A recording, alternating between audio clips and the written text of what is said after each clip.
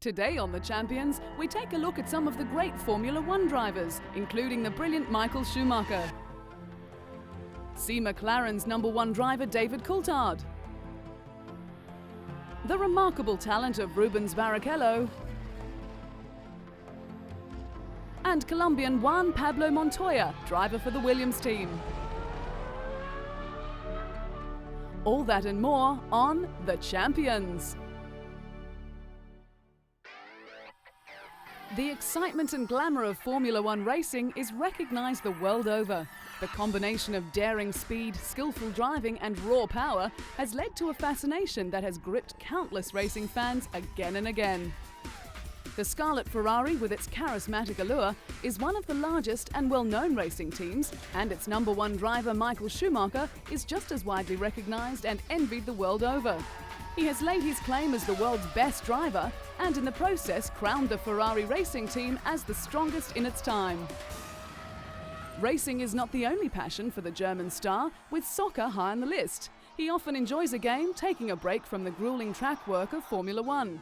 But motor racing will always remain top priority, and with his natural talent and nerves of steel, the driver has become the best in the business.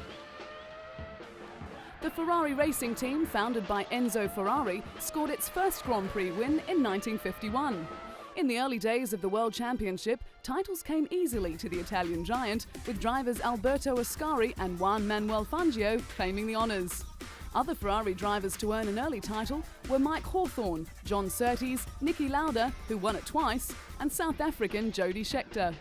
However, Ferrari's run of success came to an end for 2 decades, with a host of great drivers such as Gerhard Berger, Alain Prost and Nigel Mansell subsequently trying but failing to bring the glory back.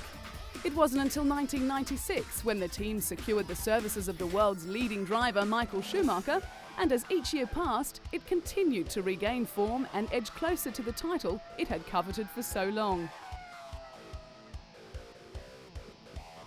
Despite some incredible performances, the team's efforts were hampered by bad luck and costly errors.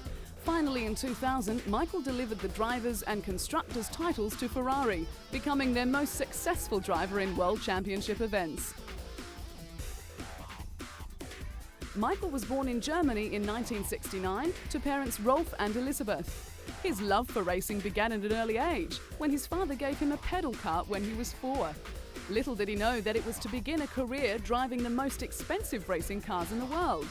His racing talent shone through even at that early age, helping him win on the circuit, even though he was the youngest member and driver in the kart club. He began receiving more recognition, and in 1984 he became the German junior champion and finished runner-up in the Junior World Championships. 3 years later, competing in the senior division, he scooped the double, finishing first in the German and European Championships. Having risen through the ranks of karting, Formula Ford and Formula 3 in Germany, the Wunderkind first showed his real mettle as part of the Sauber Mercedes junior team in the World Sports Car Championship. But it was when he made his Formula One debut at Spa with the Jordan team that his blend of speed, shrewd racecraft and supreme tactical perception marked him out as the man most likely to challenge for the world #1 spot. When it comes to motor racing, Italians are as passionate as they come, and they are proud to show their support of their favourite racing team. If Ferrari is fortunate enough to win a championship, then the fans hit the streets, waving their red flags and the symbol of the prancing horse. Michael's career had been described as a touch controversial with a mix of brilliance. And because of his successes, he has become in demand for charity events, which he is only too happy to oblige. After donating his driving shoes and a signed driving suit, he encouraged bids from the public for his items, which were auctioned on the internet to raise money for UNESCO. He was also only too happy to don a sporting uniform of a different kind.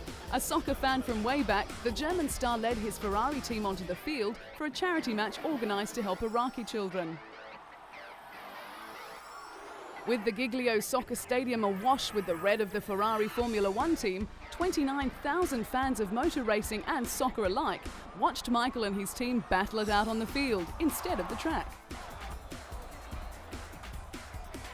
He led a star-studded team lineup that contained fellow driver Rubens Barrichello, Juventus defender Ciro Ferrara, and former Italian goalkeeper and coach Dino Zoff. Michael opened the scoring for his Ferrari team, showing he's not only a great fan of the world game, but also a decent exponent of it as well. He led his Ferrari team to a resounding 4-1 win over the Italian singers. But despite Ferrari's comfortable victory, the result was unimportant. Through ticket sales and donations, the event raised in excess of $33,000 to help build a children's hospital in the Iraqi capital of Baghdad. Another light moment in a hectic schedule was a cook-off between the world champion and his racing partner Rubens Barrichello.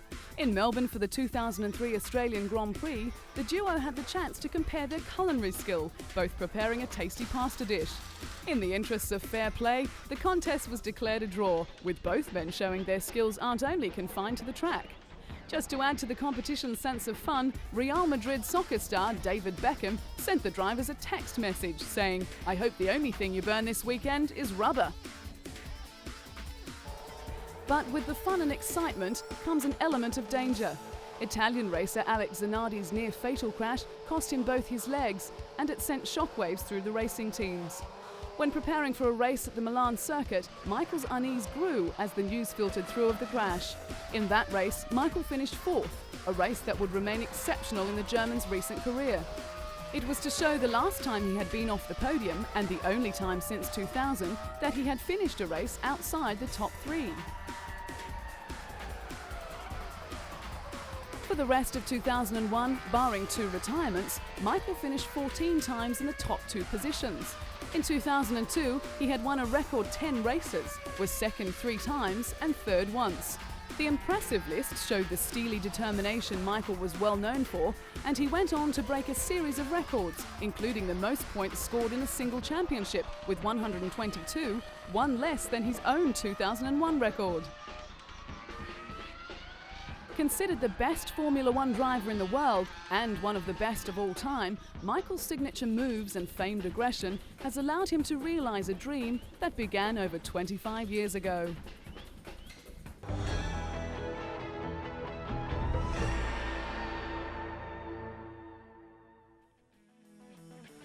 Racing certainly runs in the Schumacher family, with Michael's younger brother Ralph driving for the BMW Williams team.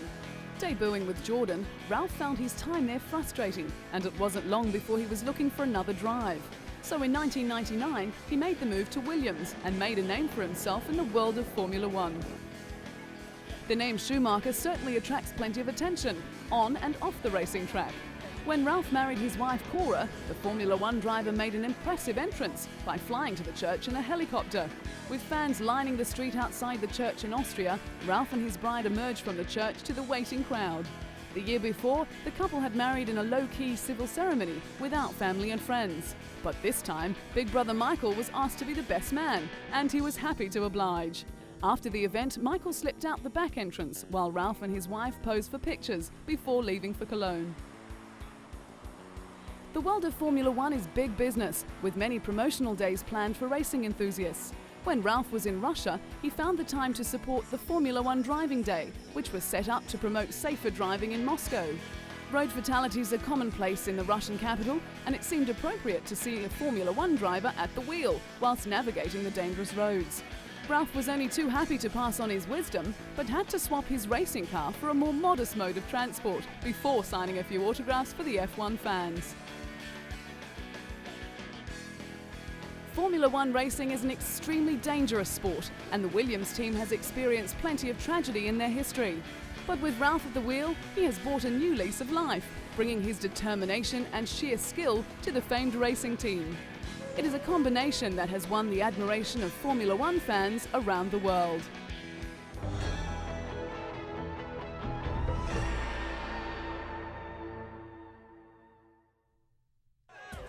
The allure of sport attracts fans from all walks of life, and the glamour of Formula One brings out the brightest stars. Rubbing shoulders with famous actors like compatriot Sean Connery is all in a day's work for Scottish driver David Coulthard, the #1 driver for the McLaren Mercedes. Not shy of the limelight, David's image has been featured on a billboard 4 stories high for Tag Heuer in New York.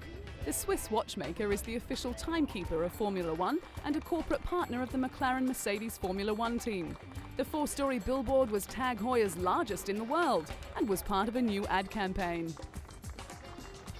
Coming from a well-to-do Scottish family, David was surrounded by racing from an early age. He was karting from the age of 8 and was a multiple Scottish champion before he moved into Formula Ford, then Formula 3 in 1991. It was that year that David fought a season-long battle for the title with Rubens Barrichello, with the Brazilian eventually coming out on top. David's Formula One career began in 1994 in difficult circumstances. He was thrust into the spotlight when he replaced the legendary Ayrton Senna after his fatal crash. At the time, David was driving for the Williams team, who were dominating the sport at the time, and was sharing a seat with Nigel Mansell. The next season with Williams, driving alongside Damon Hill, David won his first Grand Prix in Portugal, beating both Michael Schumacher and his own teammate, finishing third for the season with 49 points. The following year was to see the move to McLaren, partnering Mika Häkkinen.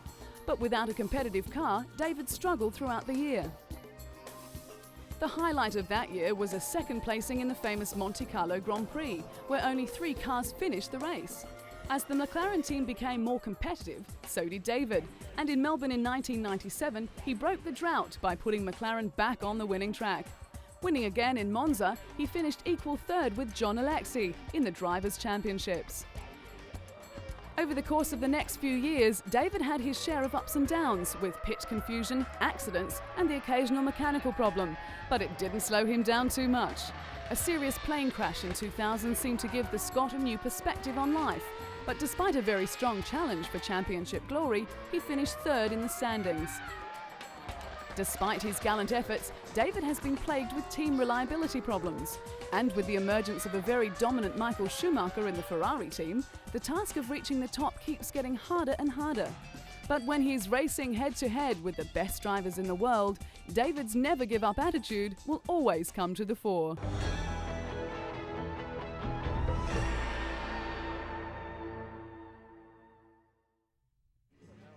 On a 4-day Ferrari team skiing holiday at the Madonna di Campiglio resort in Italy, Rubens Barrichello and his teammates made the most of the pre-season getaway.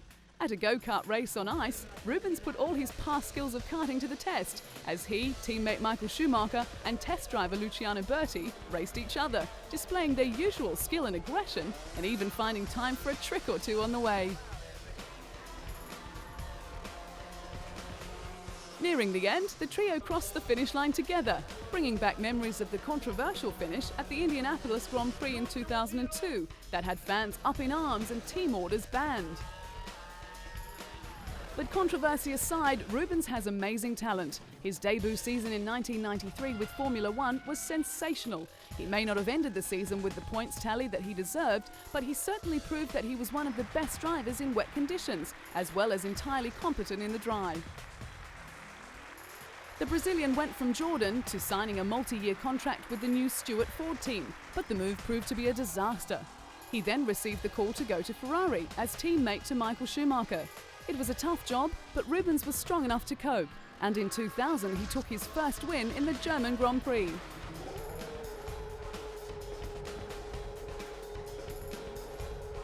Before arriving at Ferrari though, Rubens had put in many hard years. The Jordan team began to suffer from reliability problems, even though the Brazilian had some brilliant results. 1996 proved to be a disappointing year, and Rubens parted ways with the Jordan team. Signing with Stewart Ford proved no better, with engines failing, despite the return of his personal performance. A superb second place at Monaco in 1997, one of the few times the car actually made it to the line, was a testament to his speed in wet weather conditions. But Rubens needed a car that would enable him to finish a race in order to make any progress as a driver, as well as to motivate himself, and he found that with Ferrari. But since joining the influential Ferrari team, the FIA pressed new rule changes designed to make Formula One cheaper and more exciting. With the spiralling costs required to compete at the highest level, the governing body announced a deal to keep the circuit from shrinking to 8. But the sport's richest teams, like Ferrari and Williams, balked at some of the ideas. Formula One has been dominated by Ferrari, with the team winning 15 of 17 races in 2002. But smaller teams are struggling to compete with the Italian giant, and with Ferrari's ability to secure the talents of Ruben Barrichello and Michael Schumacher, they are sure to stay on top of the championship's table.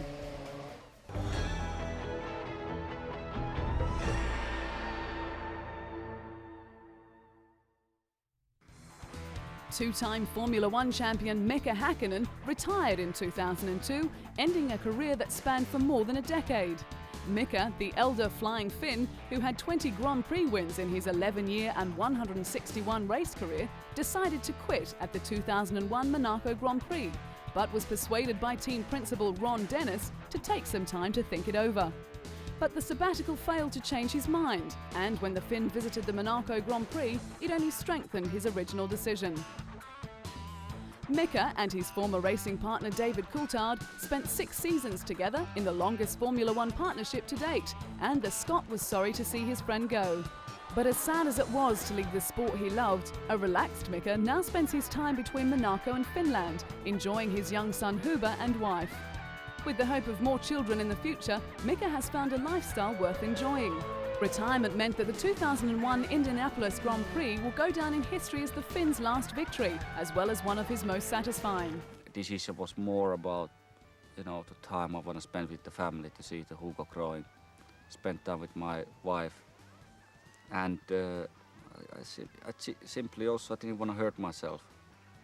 I've been so much through in my career in Formula One, particularly in '95, so I did achieve so much. I thought it's not worth it anymore to push your luck further. Throughout his time at McLaren, he made a lifelong friend in team boss Ron Dennis. Ron stood by him after a near-fatal crash at the 1995 Australian Grand Prix in Adelaide, when the Finn speared into a wall at high speed in practice. Mika suffered head injuries and nearly suffocated until quick surgery by trackside doctors cleared his airways. But once racing is in the blood, it is hard to get it out of the system. And with 2 Formula One World Championships already under his belt, the retired 34-year-old decided to test himself on four-wheeled racing of a different kind. The opportunity to race in his home rally just held too much appeal. Mika completed 3 days of practice on the frozen Kemijoki River in the north of Finland for his guest appearance as a Mitsubishi driver in the Arctic Rally. He admitted that he was enjoying the format immensely, but was also acutely aware of the difference between the driving styles and the pressures involved. He realised that having a world championship in one discipline did not mean a prospective championship in the other. But the talented driver always wanted to try rally driving, and when the opportunity came up at the right time, Mika was willing to give it a go. And if all went well, then he would consider taking part in further rallies.